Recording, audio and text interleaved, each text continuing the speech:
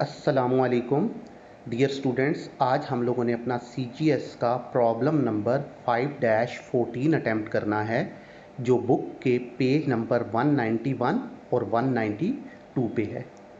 अब देखें इसमें इन्फॉर्म क्या कर रहे हैं। अल बसीर इंडस्ट्री के नाम से कोई ऑर्गेनाइजेशन है।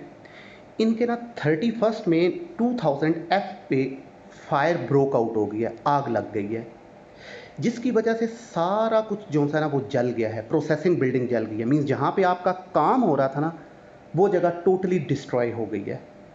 ठीक है, तो इसका मतलब है 31 में ये हमारी क्लोजिंग डेट हो जाएगी। तो 1 जनवरी से लेकर 31 मई तक 5 मंथ ड्यूरेशन आपने बिजनेस किया और उसके बाद आग लगी और आपका बिजनेस क्लोज हो जाएगा। तो ये क्लोजिंग डेट होगी। कह रहे हैं जब फायर ख़त्म हुई ना तो आपने इन्वेंट्रीज़ को टेक ओवर किया, तो आपको पता चला कि आपके पास जो मटेरियल की इन्वेंट्री बची है ना वो है 30,000। ठीक है, और जो फिनिश्ड गुड्स की इन्वेंट्री बची है ना आप लोगों के पास वो है 50,000। ठीक, और सप्लाईज आपके पास बची हैं 5,000। राइट, अब कह रहा जी कि 31 दिसंबर आप लास्ट ईयर आपने जब इन्वेंट्रीज को टेक ओवर किया तो आपके पास जो मटेरियल है उसकी इन्वेंट्री थी कितनी आप लोगों के पास 30,000, और जो वर्क इन प्रोसेस की ओपनिंग इन्वेंट्री थी ना वो थी आपके पास 40,000। राइट, और जो सप्लाईज थी वो आपके पास कितनी हैं 2,000। राइट, अब कह रहा है जी प्रीवियस 5 ईयर्स की आपको उसने ये सेल्स बताई हैं 2000 ए बी सी डी और ई। 5 ईयर्स की उसने सेल्स बता दी और 5 ईयर्स के ग्रॉस प्रॉफिट बता दिए। ठीक है, कह रहा है आपने ये जो फर्स्ट 5 मंथ बिजनेस किया ना इस दौरान आपकी जो सेल्स है ना वो कितनी रही 450,000 की रही। राइट, और मटेरियल जो आपने परचेज किया है वो 175,000 का परचेज किया, और फ्रेट जो सा इन चीज़ों पे आपने पे किया 7,000 का। राइट, लेबर कॉस्ट पहले 5 महीने में जितना ड्यूरेशन आपने काम किया उस दौरान आपकी लेबर कॉस्ट रही बेटे 80,000, और इस लेबर कॉस्ट का कह रहा है 60% आपके FOH हुए। राइट, अब आपसे कह रहा है जी कि आप ये बताएं, रिक्वायरमेंट देखिएगा, compute the value of work in process inventory loss by fire. कह रहे हैं आप बताएं कि वो कितनी इन्वेंट्री की वैल्यू है वर्क इन प्रोसेस की जो आपकी आग की वजह से डिस्ट्रॉय हो गई है। ठीक है ना, तो अब देखें वर्क इन प्रोसेस की जो इन्वेंट्री है ये हमारे CGS के फॉर्मेट के इन बिटवीन आती है। तो इसके लिए हमें क्या करना पड़ेगा, अपनी वही CGS जो सी है वो बनानी पड़ेगी। तो वहाँ पे हमारी फिर वर्क इन प्रोसेस की इन्वेंट्री जो सी है वो फाइंड आउट हो जाएगी। तो अब हम अपने इस क्वेश्चन को स्टार्ट करते हैं बेटे। तो ये देखिएगा 3 लाइंस आप यूज़ करेंगे इन्फॉर्म करने के लिए। Al Basir industry, second line में जो चीज़ बना रहे हैं तो cost of goods manufactured and sold statement. Right, और थर्ड लाइन में आप लिखेंगे बेटे for the period ended 31 May 2000 F। ठीक है, मैंने ये ईयर लिखा है, ईयर गलत वर्ड हो गया क्योंकि हमारा साल पूरा नहीं है, 5 महीने हैं। तो अब जब साल पूरा ना हो तो हम पीरियड का वर्ड यूज़ कर देते हैं। राइट, तो अब जब हम अपनी CGS बनाते हैं तो हमने इसमें सबसे पहले अपने 3 एलिमेंट ऑफ कॉस्ट को ऐड करना होता है। अब उनमें से जो very first element of cost है डायरेक्ट मटेरियल, हमारे पास उसकी कैलकुलेशन आती है। अब वो क्या कैलकुलेशन है देखिएगा, हेडिंग को नाम देंगे आप डायरेक्ट मटेरियल। अब यहाँ लेंगे बेटे सबसे पहले डायरेक्ट मटेरियल ओपनिंग इन्वेंट्री। तो उसने कितनी बताई हुई है बेटे 1 जनवरी पे उसने बताई थी 20,000। ठीक है, अब ऐड कर देंगे इसमें हम परचेजेस को। तो परचेजेस कितनी है 175,000। इसको हम लिखेंगे इनर कॉलम में, क्यों, इसलिए कि उसने नेक्स्ट बताया कि इन चीज़ों को खरीदने पे आपने फ्रेट पे किया 7,000, तो वो ऐड हो जाएगा फ्रेट के नाम से 7,000। तो 175,000 परचेज की वैल्यू, 7,000 फ्रेट की वैल्यू, ऐड करें तो 182,000 टोटल परचेजेज होगी। अब हम क्या करेंगे, ओपनिंग इन्वेंट्री 20,000 में 182,000 ऐड करेंगे तो आंसर आ जाएगा बेटे 202,000। ये कहलाएगा अब हमारे पास direct material available for use. अब इस direct material available for use में से लेस कर देंगे हम डायरेक्ट मटेरियल क्लोजिंग इन्वेंट्री। तो ये इसने क्वेश्चन में बताई हुई है बेटे 30,000, माइनस करें तो आंसर आ जाएगा हमारे पास डायरेक्ट मटेरियल यूज्ड, ये कितना आ जाएगा 172,000। राइट, ये first element of cost complete हो गया। अब इसमें हम अपना second element of cost add करेंगे, वो कौन सा है, डायरेक्ट लेबर कॉस्ट। तो आप यहाँ लिखेंगे बेटे ऐड डायरेक्ट लेबर कॉस्ट। इसकी वैल्यू कितनी बताई है उसने क्वेश्चन में 80,000। तो 172,000 प्लस 80,000 तो ये आ जाएगा 252,000। ये आंसर कहलाएगा अब हमारा प्राइम कॉस्ट। अब इस प्राइम कॉस्ट में हम अपना third element of cost add करेंगे और वो क्या है, फैक्ट्री ओवरहेड्स। तो यहाँ लिखेंगे ऐड फैक्ट्री ओवरहेड्स।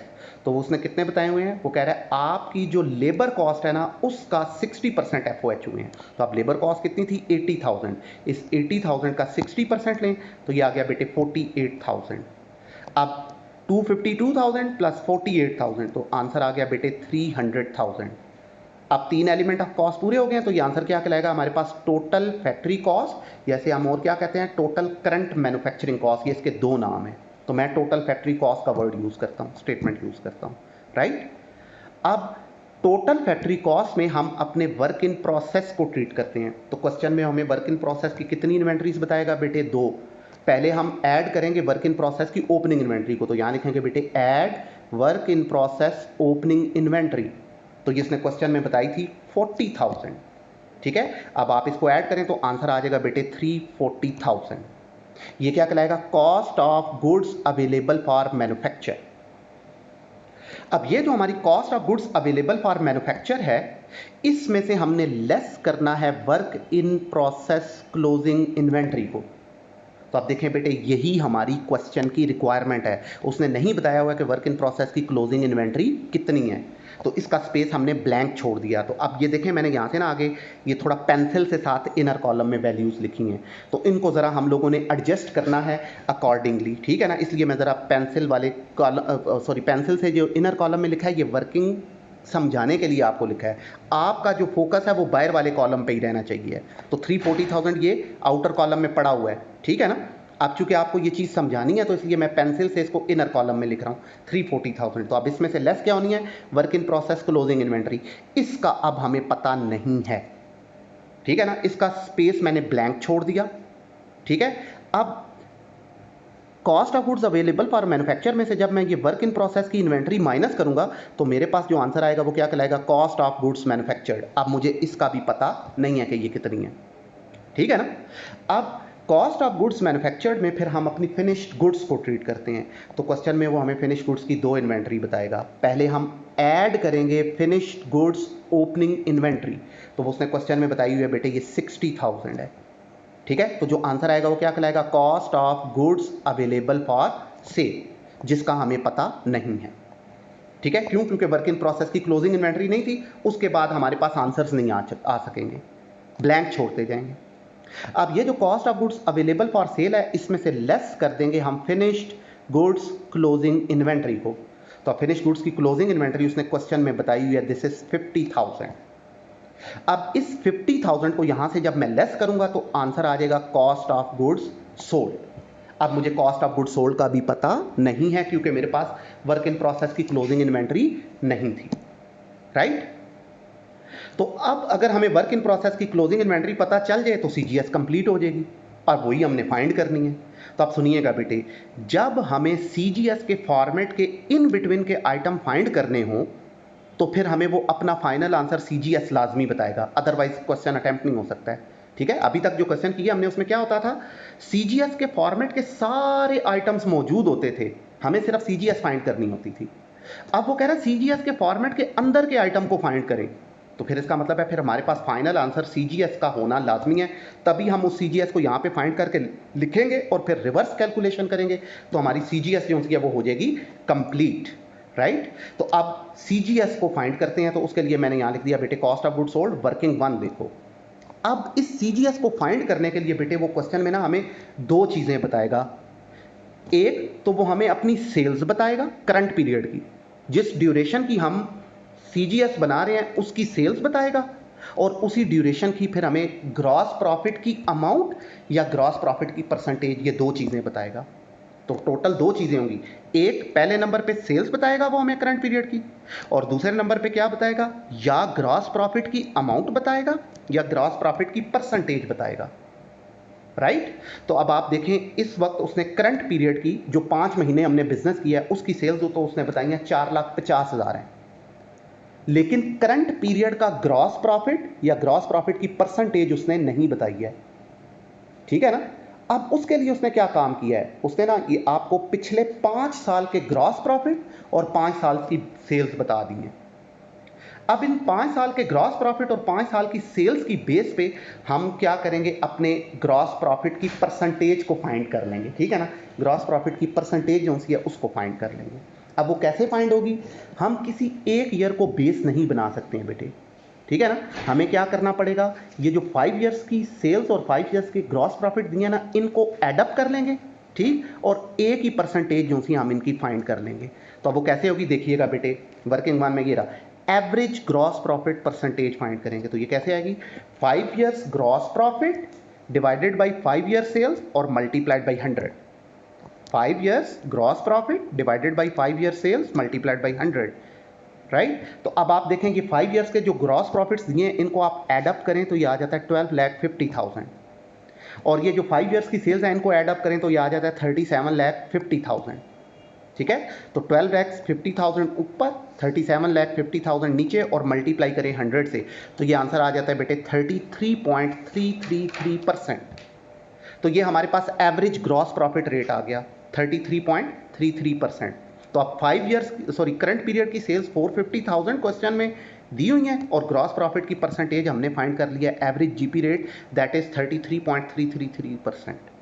अब इन दो आइटम की बेस पे हम कॉस्ट ऑफ गुड्स सोल्ड को फाइंड कर लेते हैं। तो ले बेटे, so cost of goods sold वो कैसे आ जाएगी, सेल्स माइनस ग्रॉस प्रॉफिट। तो अब सेल्स कितनी है हमारे पास 450,000, अब इसमें से माइनस कर देंगे हम अपना ग्रॉस प्रॉफिट, तो वो कितना दिया उसने कहा जी सेल्स का 33.333% आपका ग्रॉस प्रॉफिट है, ठीक है। तो अब सेल्स कितनी है हमारी 450,000, इसका 33.333% लें तो आंसर आ गया 150,000।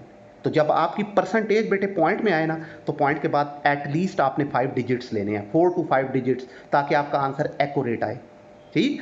तो अब ये आ गया जी 450,000 सेल्स, बीच में से 150,000 ग्रॉस प्रॉफिट है, माइनस करें तो हमारी कॉस्ट ऑफ सेल्स कितनी आ गई 300,000। तो ये कॉस्ट ऑफ गुड्स सोल्ड हमने फाइंड कर ली वर्किंग वन करके 300,000। अब हम क्या करेंगे, वापस चलते हैं सीजीएस के फॉर्मेट में। तो ये सीजीएस की वैल्यू ये जो सी थी ये अब हमने फाइंड कर ली है बेटे। अब आउटर कॉलम में साथ साथ चलते जाएं, 3 लाख रुपए की हमने cost of goods sold find कर ली है, राइट। तो अब इस 3 लाख को आप यहाँ पुट करें। अब देखें यहाँ cost of goods available for sale की कुछ वैल्यू है जिसका हमें नहीं पता है, उसमें से हमने 50,000 माइनस करना है और आंसर लाना है 3 लाख, ठीक है। तो अब cost of goods available for sale में से 50 माइनस करके 3 लाख लाना है, तो ऊपर की वैल्यू क्या होगी फिर 350,000 होगी। तो 3,50,000 में से जब 50,000 माइनस होगा तो हमारे पास 3 लाख बच जाएगा, ठीक है। तो यहाँ की वैल्यू क्या आ गई हमारे पास 350,000। ये अब रिवर्स कैलकुलेशन चल रही है, राइट। अब यहाँ पे आ गया हमारे पास ये 350,000, ठीक है। अब ये वाला स्पेस हमारा ब्लैंक है, अब इसको फाइंड करते हैं। तो अब देखें कॉस्ट ऑफ गुड्स मैन्युफैक्चर्ड की कुछ वैल्यू है जिसमें आपने 60,000 ऐड करना है, तो आपका आंसर आ जाएगा 3,50,000, ठीक है ना। तो इस वैल्यू में 60,000 ऐड करके 350 लाना है, तो यहाँ की वैल्यू क्या आ जाएगी फिर 390,000। तो अब अगर हम 290,000, तो 290,000 में 60,000 ऐड कर दें तो ये 350,000 आ जाता है, ठीक है ना, राइट। 290 में 60 ऐड हो तो वो 350 बनता है। तो यहाँ की वैल्यू आ गई 290,000 हमारे पास, ठीक। अब यहाँ से ऊपर चलें तो अब ये देखें ये 340,000 पड़ा हुआ है, इसमें से वर्क इन प्रोसेस की क्लोजिंग इन्वेंट्री की कुछ वैल्यू है जो हमने माइनस करनी है और आंसर आ जाना है 290,000। तो अब 340,000 में से हम क्या माइनस करें कि 290,000 आ जाए, तो 340,000 में से 50,000 माइनस होगा तो आपके पास 290,000 आएगा। तो इसका मतलब है यहाँ वाली वैल्यू 50,000 है। अब ये वैल्यू किसकी है, work in process closing inventory की वैल्यू है, ठीक है। तो यही हमने फाइंड करनी थी, तो ये रिवर्स कैलकुलेशन करके हमने फाइंड कर लीजिए कि हमारी वर्क इन प्रोसेस की इन्वेंट्री जो फायर की वजह से डिस्ट्रॉय हुई है दैट इज 50,000, ठीक है ना। तो अब आपने ये जो आंसर फाइंड किया इसको एंड पे जाके एक दफ़ा लिख भी देंगे, so work in process inventory lost by fire 50,000 answer आ गया आपका, ठीक है बेटे। तो ये था हमारा क्वेश्चन नंबर 5-14। तो इसमें हमारी रिवर्स कैलकुलेशन आई, ठीक है ना, कि क्या हुआ सीजीएस के फॉर्मेट के इन बिटवीन के आइटम फाइंड करने हैं। तो जब सीजीएस के फॉर्मेट के इन बिटवीन के आइटम फाइंड करने होंगे तो फिर हमारे पास हमारे फाइनल आंसर सीजीएस का पता होना हमें लाजमी होगा, ठीक है। वो पता होना चाहिए तभी हम रिवर्स कैलकुलेशन कर पाएंगे। और सीजीएस को फाइंड करने के लिए फिर वो क्या करेगा, हमेशा क्वेश्चन में दो चीज़ें बताएगा। एक आपको वो अपनी करंट पीरियड की सेल्स बताएगा और दूसरा आपको करंट पीरियड का ग्रॉस प्रॉफिट या करंट पीरियड के ग्रॉस प्रॉफिट की परसेंटेज बताएगा। ठीक है ना। तो इन दो आइटम की बेस पे आप अपनी सेल्स में से ग्रॉस प्रॉफिट को माइनस करके अपनी सीजीएस जो है उसको फाइंड आउट कर लेंगे, राइट। तो फिर रिवर्स कैलकुलेशन कर लेंगे आप लोग। तो ये रिवर्स कैलकुलेशन में बेटे आपको एक बात यहाँ पे मैं बता दूं, ये आप लोगों की थोड़ी सी मिसकंसेप्शन है। नॉर्मल सिचुएशन में ये कहा जाता है जी कि जब हम रिवर्स कैलकुलेशन करते हैं तो जो चीज़ ऐड होती है उसको लेस कर दिया जाएगा और जो चीज़ लेस होती है उसे ऐड कर दिया जाएगा। ये टोटली गलत बात है, ये रॉन्ग कॉन्सेप्ट है आप लोगों का कि जी जब हम रिवर्स कैलकुलेशन करेंगे तो जो ऐड होता है वो लेस हो जाएगा और जो लेस होता है वो ऐड हो जाएगा। ये गलत बात है। आपको चेक करना पड़ेगा कि सिचुएशन क्या चल रही है, उसके अकॉर्डिंगली आपने उसको हैंडल करना है। ठीक है ना। तो मैं यहाँ पे ये कह सकता था कि जी यहाँ से रिवर्स चल रहे हैं तो ये लेस हुआ है तो इसको ऐड कर लो और ये ऐड हुआ है तो इसको लेस कर लो। यहाँ पे ऐसी बात नहीं है, ये सिचुएशन पे डिपेंड करता है कि रिवर्स कैलकुलेशन करते वक्त ऐड होने वाली चीज़ ऐड भी हो सकती है और लेस होने वाली चीज़ लेस भी हो सकती है। ये डिपेंड करता है सिचुएशन पे, राइट। तो वो अब आपने खुद चेक करना है कि हमें ऐड करके आंसर आएगा या लेस करके आंसर आएगा। ये आप अच्छे तरीके से जानते हैं, राइट। तो ये था बेटे हमारा क्वेश्चन नंबर 14 कंप्लीट हुआ।